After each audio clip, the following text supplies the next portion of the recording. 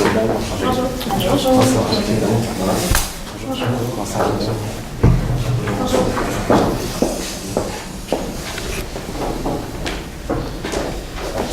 Bonjour et bienvenue au club Marketing numérique.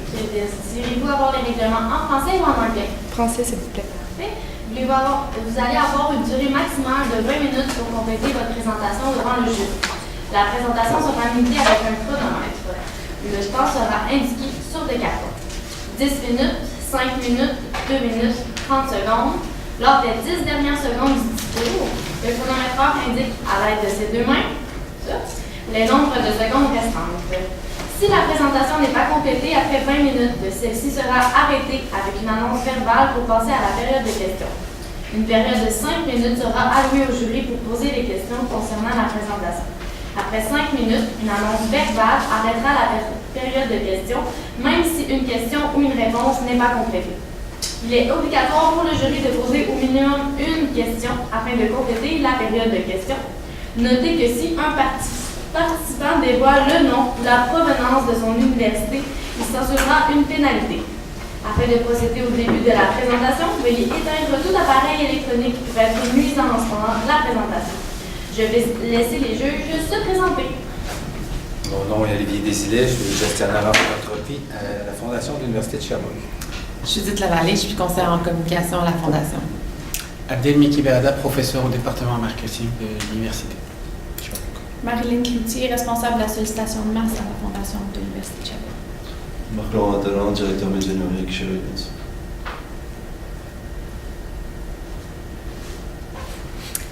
Le marketing en 2019, c'est plus que simplement vendre un produit. Et c'est encore plus vrai par rapport à la philanthropie et pour vous, le don que vos anciens étudiants pourraient faire à votre école à l'Université de Sherbrooke. Donc, pourquoi, dans le fond, on voudrait donner un don à Sherbrooke et pas à un autre organisme pour lequel ça tiendra à cœur à un étudiant? C'est là qu'il va falloir se démarquer aujourd'hui parce qu'il va vraiment falloir sensibiliser et créer un sentiment d'appartenance envers votre université. Donc, c'est pour ça que vous avez confié un mandat aujourd'hui à nous, l'agence Digital Plus, composée de Vincent Laloux, Archibald Arveillé et moi-même, Anaïs Boisvert. Un mandat qui était de développer des stratégies en ligne qui permettent à la Fondation de l'Université de Sherbrooke d'augmenter des dons chez les 25-35 ans et la visibilité sur les médias sociaux. Vous nous avez proposé deux objectifs, qui étaient d'acquérir des donateurs et ensuite les fidéliser et créer un lien durable avec les donateurs. Mais comme je viens d'expliquer, il faut avant d'acquérir des donateurs, il va y avoir deux étapes de plus qu'il va falloir faire. Donc, premièrement, aller sensibiliser ces donateurs potentiels-là et puis les amener à la considération de devenir un potentiel donateur. Alors, de votre situation, qu'est-ce qu'on a relevé? Que principalement, il y a deux questions qui se posent. En termes de philanthropie, quand on veut donner, peu importe l'âge qu'on a, la question principale, c'est où vont mes dons? On sait qu'il y a eu quelques débats récemment dans les dernières années, par exemple la Fondation du cancer pour le sein qui n'était pas très au clair sur où allaient concrètement les dons et qui on essaie de faire plus de profit que de redistribuer réellement les dons. Donc où vont mes dons et à qui donner? Comme l'a dit justement Anaïs, il y a 1 million de façons de donner et on peut donner à des organismes humanitaires, on peut donner à des organismes qui luttent pour le développement durable, etc. Donc, à qui donner? Qu'est-ce qu'il va faire concrètement qu'on va donner à la Fondation Sherbrooke, même en tant qu'étudiant ou ancien étudiant de la Fondation Sherbrooke? C'est vraiment ces deux questions qui vont rester au cœur de notre stratégie et qu'on va essayer de résoudre ensemble. Donc, les défis, c'est que les gens sont méfiants et sont sceptiques. On l'a dit un peu avant, on ne sait pas exactement à qui on va donner. Et les Canadiens, les Québécois n'ont pas non plus un pouvoir d'achat illimité. Donc ils vont devoir choisir à qui ils vont donner, même s'ils ont toutes les bonnes intentions du monde. Il y a quelque chose qui reste vrai aujourd'hui, c'est que les Québécois donnent 2 fois moins que les Ontariens en termes de philanthropie. C'est une réalité qu'on ne peut pas négliger, mais on va essayer à travers notre stratégie de voir comment on peut régler tout ça. Donc la cible, une cible de 25-35 ans, vous nous avez demandé d'exploiter. On a pris Youssef. Youssef, donc c'est le sportif qui a 27 ans, qui est un ancien athlète de l'université de Sherbrooke et qui a bénéficié de bourse. On a pris celui-là, mais on aurait pu prendre n'importe quels autres des profils que vous nous aurez parlé, c'est juste pour que ce soit plus simple en termes de clarté.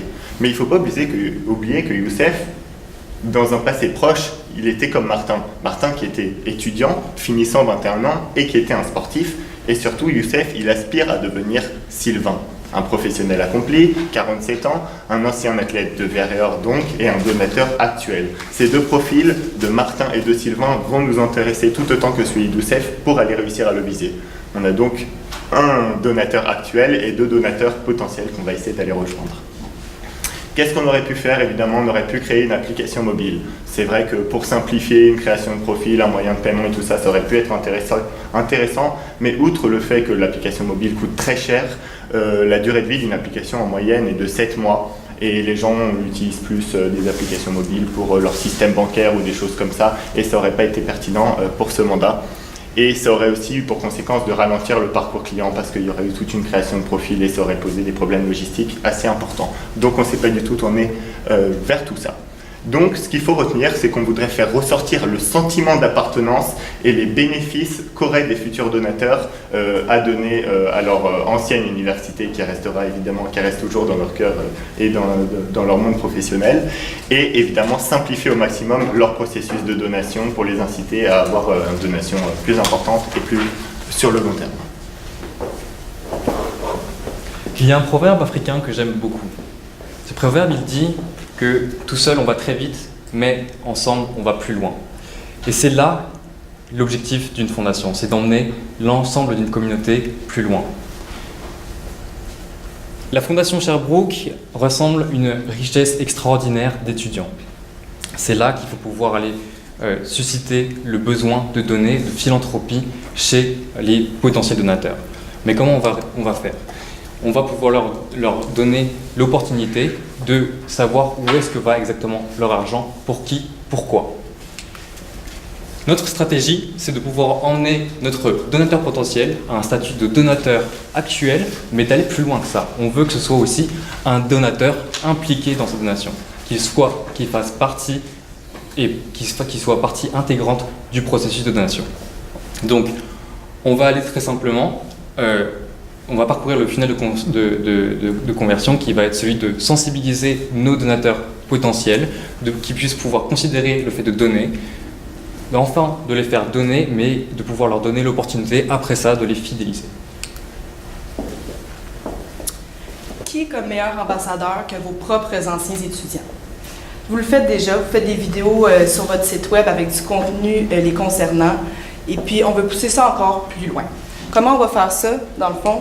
C'est vraiment avec des publicités de type Instant Ads sur Facebook et Instagram, tout simplement parce que c'est les deux réseaux sociaux qui vont venir rejoindre le plus la cible que vous nous proposez aujourd'hui. Instant Ads, comment? Premièrement, on pourrait imaginer Youssef, qui est un sportif. Bon, ça va être un type de profil qu'on va créer. On va aussi avoir un profil plus académique ou quelqu'un qui a réalisé des compétitions académiques. Bref, différents types de dons pour différents types de personnalités qui ont vécu différents parcours durant leur parcours à Sherbrooke. Donc, on aurait un quick instant ad de, disons, 10 secondes qui joue à envoyer différents profils, vraiment qui amène un sentiment d'appartenance et de fierté aux couleurs de Sherbrooke. Avec, on pourrait avoir un petit fond vert et avec, bien sûr, donner pour lui ou donner pour elle. Donc, bien sûr, on va pouvoir cibler directement avec les différents paramètres, les 18 à 24 ans, avec votre cible précise. Donc ça, c'est vraiment ça qu'on va voir. Puis le Instant Ad, donc vous allez avoir différents profils en dessous de ce petit vidéo récapitulatif-là, pardon. Là, ça va vraiment apparaître. Vous allez avoir les différents profils que vous allez pouvoir cliquer dessus. Par exemple, le sportif Youssef, donné pour lui. Donc après ça, on va pouvoir cliquer et amener sur une landing page qu'on va vous parler un peu plus tard. Donc, on va aussi aller vers LinkedIn. LinkedIn, c'est un peu plus dispendieux, mais c'est le 3/4 des jeunes professionnels diplômés qui sont sur LinkedIn. Donc, c'est vraiment important d'aller viser ce réseau social-là. Donc, on va aller des courts vidéos dans le même type que je viens de vous expliquer de 15 secondes avec le call to action, bien sûr, toujours à la fin de donner pour lui ou pour elle, dans le fond, par rapport au sentiment d'appartenance. Et finalement, on va aller avec du display. Donc, du display, c'est simple pour une stratégie numérique, c'est la base. On va vraiment aller mettre ça sur des sites connexes, comme par exemple le journal Les Affaires. On pourrait avoir une bannière en haut, un vidéo flash de 30 secondes avec le même type de contenu que je vous parle un peu plus tard. Quelqu'un qui donne un diplôme, quelqu'un qui monte sur un podium, ou encore Youssef qui gagne sa partie de foot aux couleurs de Sherbrooke, avec toujours notre message et un call to action vers la future landing page qu'on va vous parler. Donc toujours le call to action, bien entendu. Donc, des emails. Donc, en ce moment, les emails, ce n'est pas ça qui génère du trafic sur votre site web.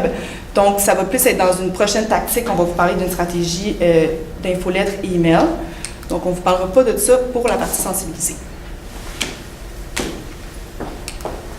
Excusez-moi. Maintenant qu'on a pu considérer notre potentiel donateur, qui considère le fait de pouvoir donner, ça veut dire qu'il a pu cliquer sur la publicité, prenons celle qu'on a faite sur Facebook Ads.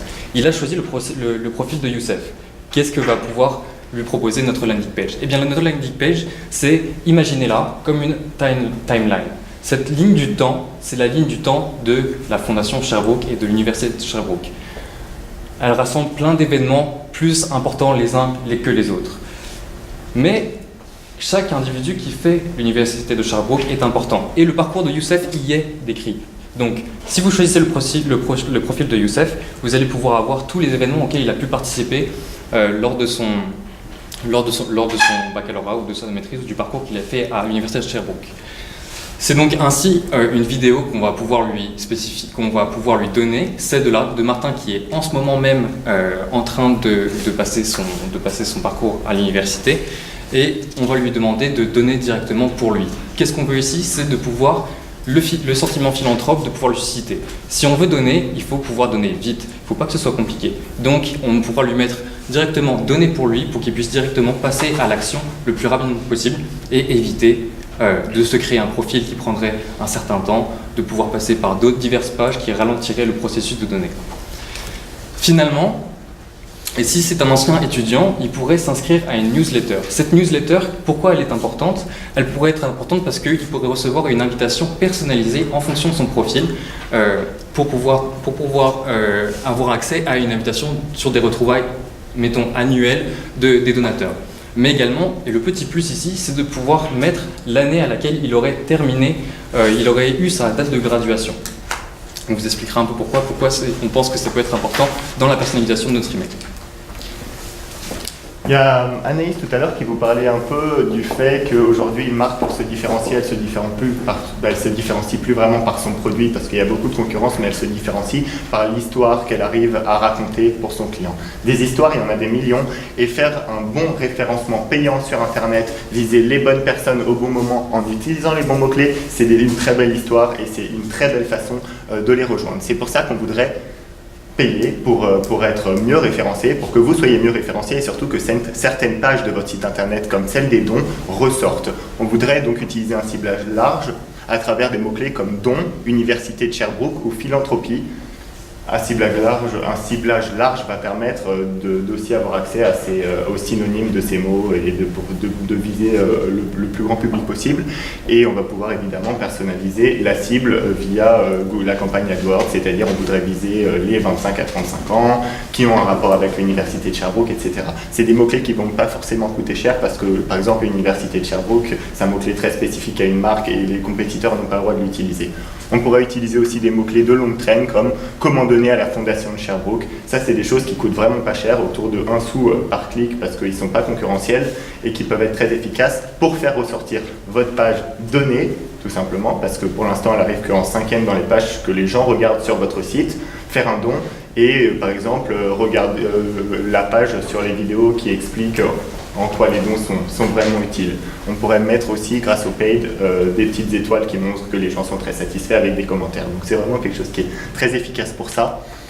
Sans parler du fait que, avec nos landing pages qu'on a fait à fond, ça va attirer beaucoup de trafic sur le site, ça va augmenter sur le long terme le SEO et surtout le score de qualité du site, et ça va baisser le coût par clic au niveau du contenu payant.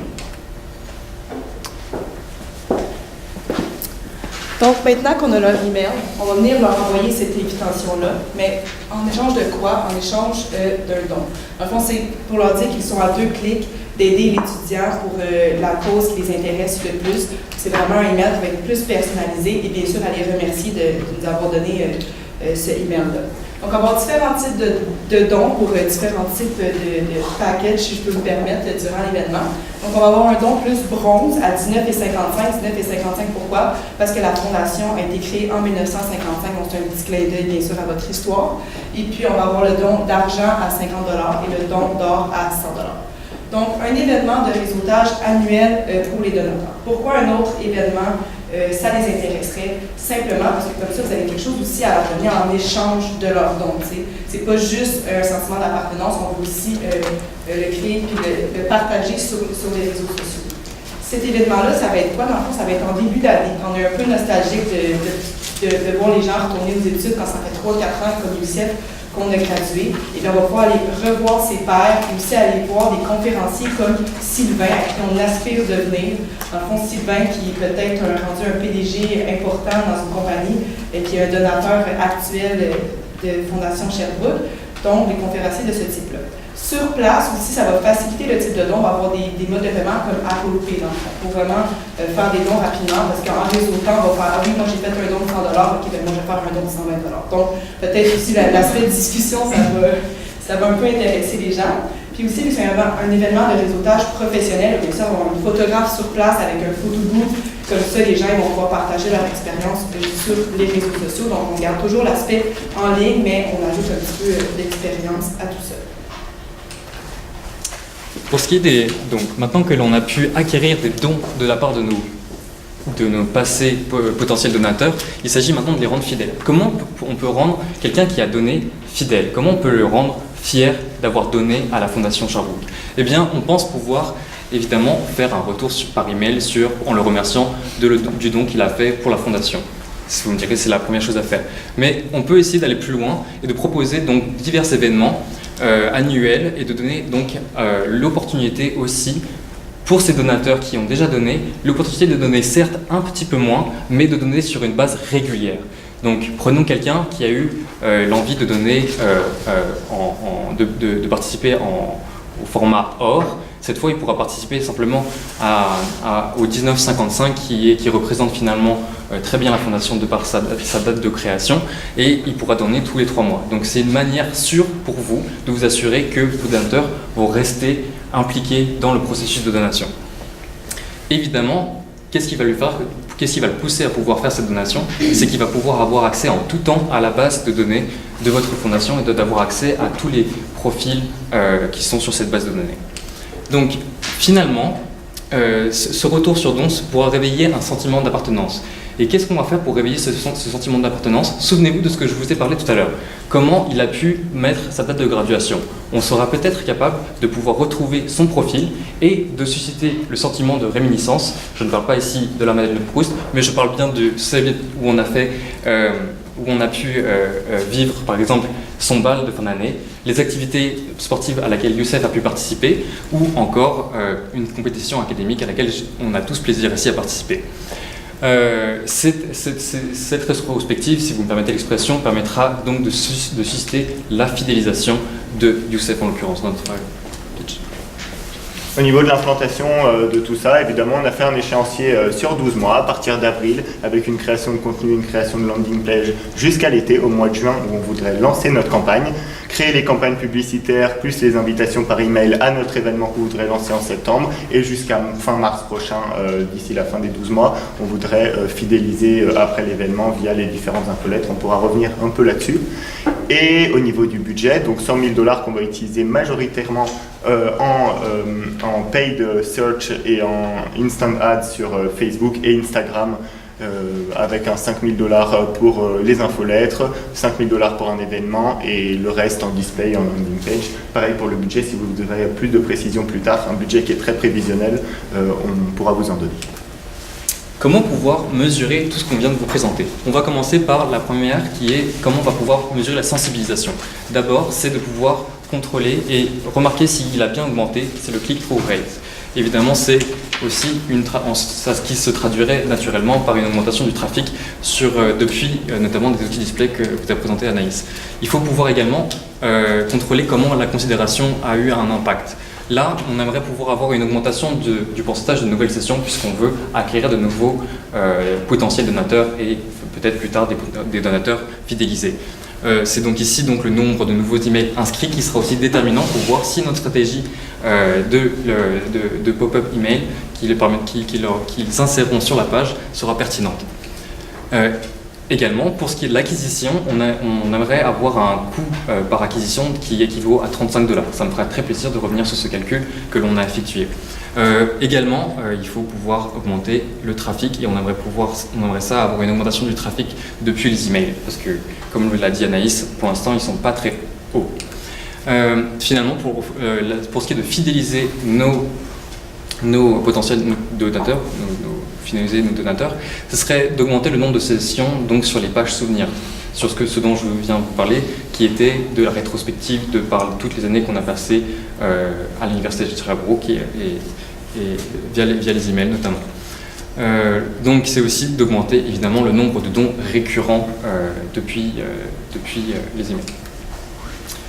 Finalement, et ce chiffre fera peut-être un petit peu peur sur le retour sur investissement qui est de 0,2 $, mais il faut ici comprendre qu'on a compté les dons récurrents et aussi, on n'a pas compté, excusez-moi, les dons récurrents qu'on espère pouvoir acquérir auprès de nos donateurs fidèles, mais on a compté les dépenses faites en termes de salarial auprès de la fondation.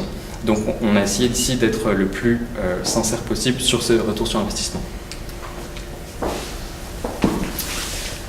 Donc, le mandat que vous avez proposé aujourd'hui, c'est de développer une stratégie en ligne qui permettrait à la Fondation de l'Université de Sherbrooke d'augmenter les dons chez les 25 à 35 ans et la visibilité sur les réseaux sociaux. Vous nous avez demandé d'acquérir des donateurs et de les fidéliser. On va ajouter ici de les sensibiliser et de les amener à la considération pour qu'ils soient des donateurs qui vont devenir impliqués. Donc, nous étions l'agence Digital Plus et nous sommes maintenant prêts à répondre à vos questions.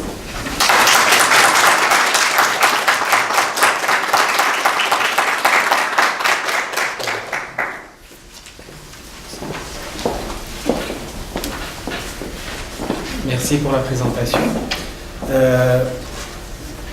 Toutes vos stratégies d'acquisition, vous les avez orientées vers la publicité payante, que ce soit sur les réseaux sociaux, à travers le display ou autre. Ne pensez-vous pas que c'est trop risqué, sachant que le click-through rate, ou le CTR, est assez faible aujourd'hui auprès du cancer? On ne clique pas beaucoup sur les publicités. Pour répondre à votre question, l'idée que l'on a eue de faire un instant ad, c'est une publicité qui est différente de celle qu'on voit habituellement sur les réseaux sociaux, qui est par exemple celle des stories Instagram. Les stories Instagram ont en effet un CTR très faible. Mais l'intérêt ici d'avoir un instant ad, c'est de créer une interaction et de créer une incitation à pouvoir cliquer pour en savoir plus sur un personnage particulier. On sait aujourd'hui que dès lors qu'on a un bouton qui incite à l'interaction, on a une augmentation de 2% sur le CTR. Je sais qu'il est à 0,85 lorsque c'est une simple vidéo ou un simple lien, mais il augmente de 2%, soit 2,85% dès lors qu'on ajoute un petit bouton lendemain par exemple. Puisqu'on parle de publicité, donc il y a beaucoup de paid media comme on était mentionné, donc il y a du Facebook, du Instagram, du LinkedIn, du display. Ça peut coûter très vite, très cher. Donc ma question c'est comment est-ce que vous vous assurez en fait de cibler l'audience qualifiée par rapport aux objectifs qui sont au final les étudiants actuels, les récents finissants. Vous avez mentionné le display sur des sites comme la presse, c'est plus du brand awareness, puis ça peut vraiment coûter très vite, très cher. Donc dans une optique d'efficience budgétaire, comment est-ce qu'on peut optimiser ça? Dans le fond, ça va vraiment être avec vos paramètres. C'est certain que plus on va cibler, moins ça va vous coûter cher. Puis en plus, la qualité prévaut sur la quantité, si on veut. Mais aussi vraiment en investissant dans du payant, parce qu'aujourd'hui, l'organique, ça ne fonctionne plus ou presque pas. Donc c'est vraiment comme ça que vous allez vous démarquer. Et Sherbrooke, c'est aussi plus en région. Donc parfois aussi, vos donateurs potentiels seront peut-être pas proches de la ville. Donc c'est aussi comme ça que vous allez les chercher un peu plus loin que seulement dans un périmètre restreint.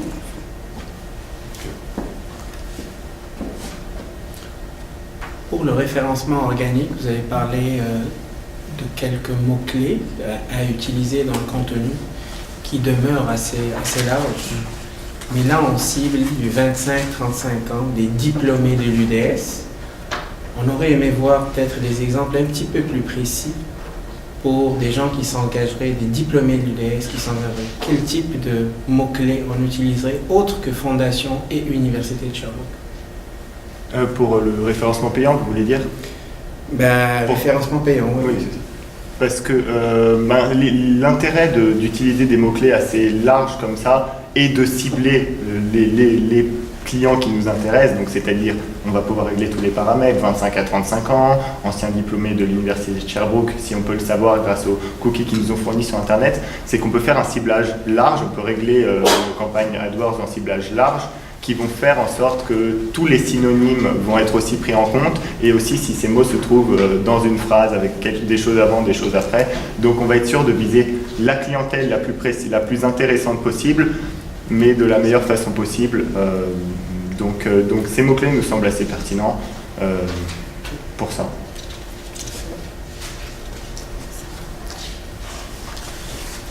Peut-être une. Vous avez fait référence à quelque chose qui me touche un petit peu plus dans mon travail, c'est au niveau de sentiment d'appartenance des jeunes diplômés. Il a fait allusion à une fois, à deux occasions, mais en termes clairs, c'est à quoi on fait référence lorsqu'on fait, selon vous, au sentiment d'appartenance? Qu'est-ce qui vient dans votre tête quand vous parlez de ça? Le sentiment d'appartenance, c'est vraiment qu'est-ce qu'on a vécu à l'université. Ça fasse 3 ans qu'on est gradué ou 25 ans, on se rappelle toujours de notre gang d'amis puis vraiment les expériences qu'on a vécues. Ces expériences-là qu'on a vécues, c'est grâce à des dons qu'on a reçus. Donc, je suis convaincue que quelqu'un qui a vécu une super belle expérience dans une compétition universitaire va vouloir redonner à le même type de personne qui veut vivre le même projet qu'elle, dans le fond. C'est vraiment là-dessus qu'on mise le sentiment d'appartenance. Je ne sais pas si on a encore du temps derrière, mais je me lance quand même. 15 secondes. Oh. Bel essai. Merci. Merci.